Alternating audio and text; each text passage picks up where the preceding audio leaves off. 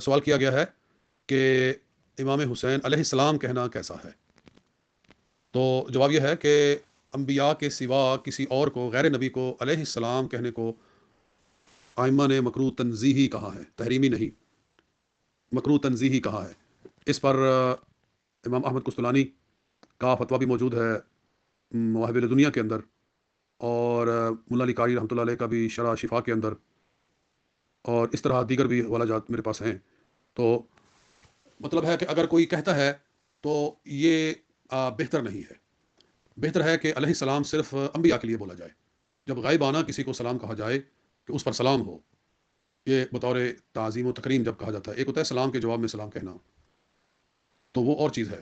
ایک ہے کہ کسی فوت شدہ کے بارے میں اس کو جب اس کا ذکر کیا جائے تو اس کے ساتھ اظہار احترام کے لیے علیہ السلام کہا جائے۔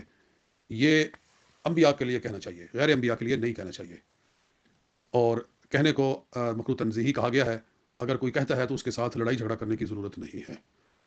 کہتا ہے تو ٹھیک ہے، کہہ دے، آپ سن لیں، لیکن آپ نہ کہیں۔ السلام علیکم ورحمۃ اللہ۔